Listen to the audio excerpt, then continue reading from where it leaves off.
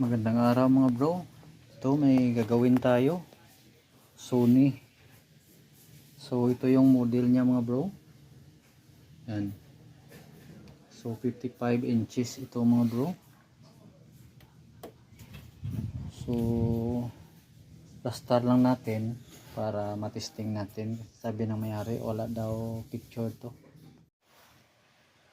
So ito na mga bro, sinandal natin. O baliktad lang. So plug in natin. So yan, nag power.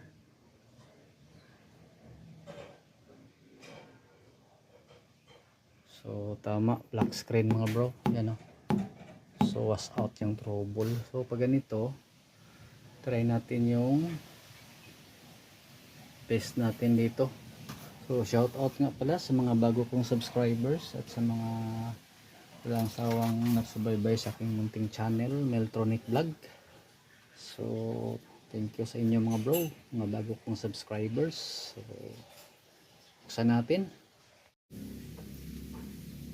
So ito na mga bro, nabuksan na natin. So ito yung power supply nya. So ito naman yung mainboard. So mayroon siyang T-con ito. So dito naman yung top board nya sa ilalim. Yan yung mga cover. So ang gagawin natin mga bro, dito tayo sa T-con. So tanggalin lang natin tong frame. So tuloy tayo mga bro, ito na tanggal na natin yung cover sa T-con. So dito tayo mag troubleshoot. So ang ginamit na T-con is Samsung. So Samsung din na T-con ang ginamit. So Samsung ang ginamit, so ibig sabihin pag mayroong problema sa mga CKB lines nito is hindi ito maglabas ng BGL or BGH voltage para magsusupply sa panel. So ito ang nitong T-con na to.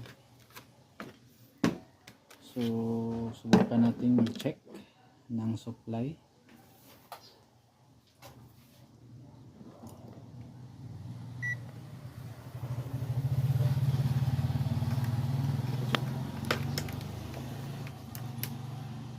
So natin nag-magnifying yung bone nito. Hanapin muna natin yung bone.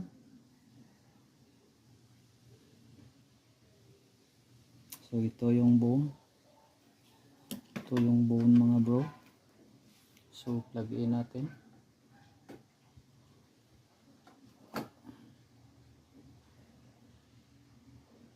Tayo lang natin na mag-backlight. Yan nag-backlight. Check natin yung 12 volts. So yan, meron. So dito sa bone, ito, so 0. Kasi nga may problema ito sa CKB lines. So kahit tanggalin pa natin itong mga flex nito. So share natin mga bro, tanggalin natin. Yan lahat. Para sa mga newbie, para masundan.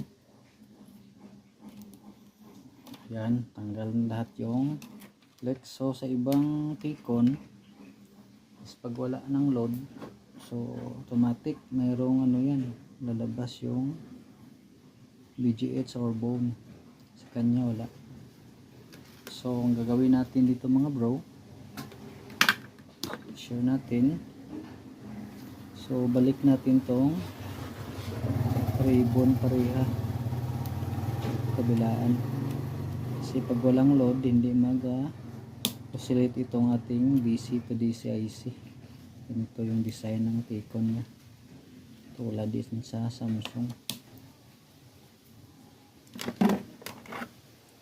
So focus tayo dito mga bro sa ito. Kung napapansin natin, meron siyang level meron siyang level CKB 1 to CKB 8. So kung titingnan natin, ito may mga level din ito. Itong unang dot na to is 3.3. Ito FBRD. So ito na yung ating CKB1, CKBB1, CKB2, CKBB2, CKB3, CKBB3, CKB4, CKBB4. Ito naman, so makita natin sa level, ito na yung Moon R. Tapos ang base S ang kasunod. Tapos base S2, base S1. Ito yung sa dulo, ito yung SFS. So, share lang natin mga bro kung paano mag-troubleshoot sa ganito na mayroon siyang hindi mag-oscillate pag walang load, yung ating DC to DC IC. So, check tayo ng leakage sa mga CKB. So, yan. So, yan ang tester natin. So, ilawan na natin para maliwanag. So, una, check natin yung kapares, yung per gate, yung mag-check dito. So, ito yung base sa kanyang level is ito yung CKB1 at saka CKB-B1. So, yan yung kapares. So, isang gate yun. So, check natin. So, kung mapapansin natin mga bro, mayroon siyang 183 ohms. So, leakage ito mga bro. Partially shorted. So, ohms yung display. So, CKB2, proceed tayo CKB2 to CKBB2. So, ganun pa rin. So, ohms yung marireading natin.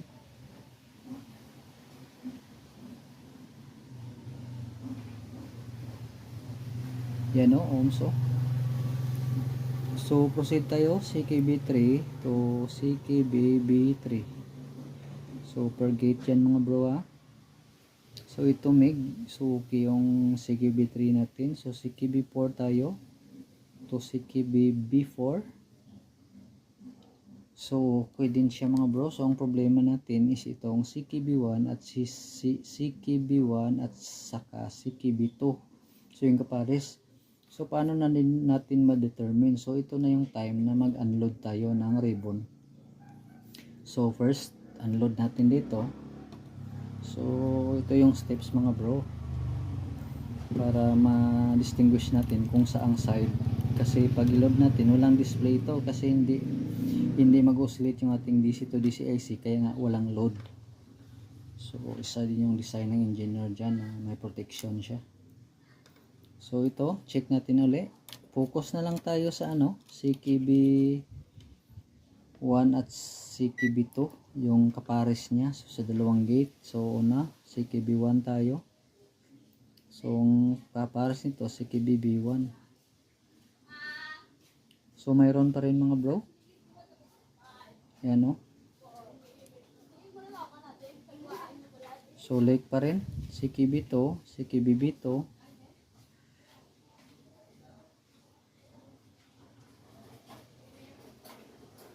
Ito. So, ganun pa rin mga bro. So, matik na mga bro. So, wala dito yung problema. So, dito.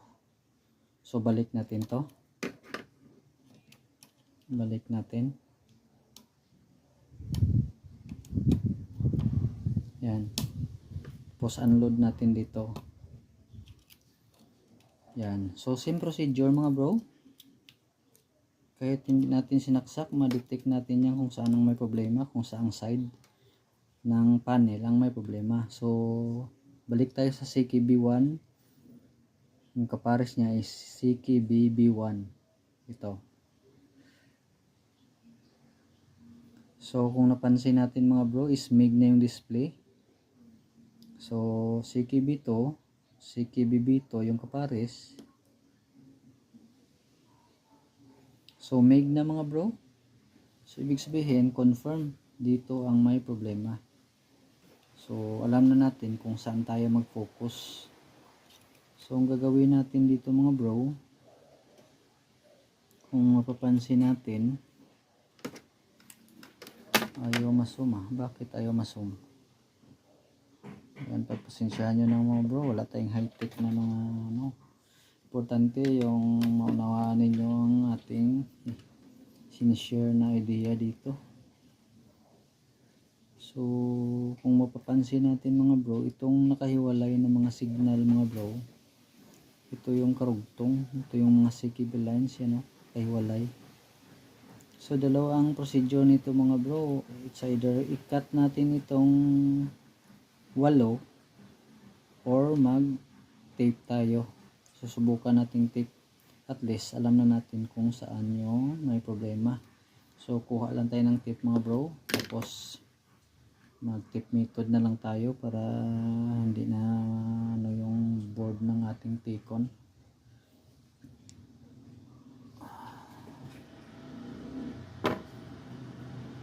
So bilangin natin dito mga bro.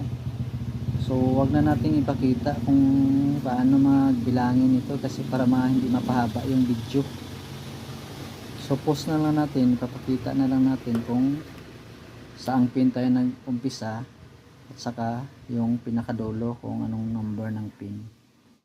So tuloy tayo mga bro. So ito na yung ano mga bro, ginawa natin na, so nag-block tayo mula dito sa dulo. Nagbilang tayo ng 14, tapos plus 8 na mga CKB, inubos na natin yon. So hanggang 22, so yan lang. So hindi na tayo na lumagpas dyan, 14 to 22. So yan mga bro. So ngayon balik natin to kabit.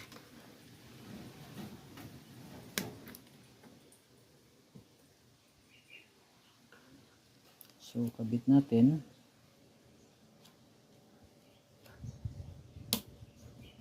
So ngayon, ito na yung time na mag-testing tayo kung manasukat na ba tayong bone or BGH.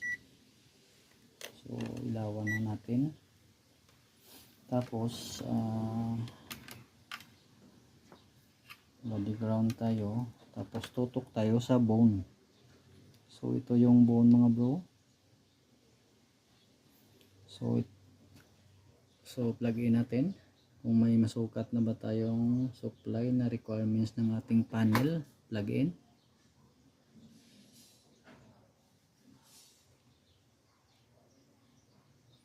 So mayroon na tayong 27 mga bro, 0.7, 27.13. So lumabas na. So nag-oscillate nating DC to DCIC. So clear lang natin itong ano mga bro kasi mabigat ito, 55. So yan, naka pa yan, naka on pa yan. So gawin natin sa tanggalin ko lang muna yung camera natin para dandahan natin iangat yung screen. Yan, tabi lang natin muna to. So ito, subukan natin iangat mga bro kung may display na ba. Dahan-dahan lang. So mayroon na siya mga bro, yan o. So pino, clear yung ano niya, display, yan o. So pause lang muna natin mga bro kasi isang kamay lang tayo. So ang gagawin natin dito mga bro is symbol na natin, tapos final testing tayo. So balik na lang tayo pag final testing na natin. So tuloy tayo mga bro. So salamat nga pala sa mga bago kong subscribers. At kung bago ka pa lang sa aking channel, huwag kalimutang mag-subscribe. Maraming salamat. Ito, final testing na tayo. Plug in natin. So yan, mandar na. Yan, Sony. So naka HDMI siya. Yan. So select lang natin sa video kasi video yung ating pang testing.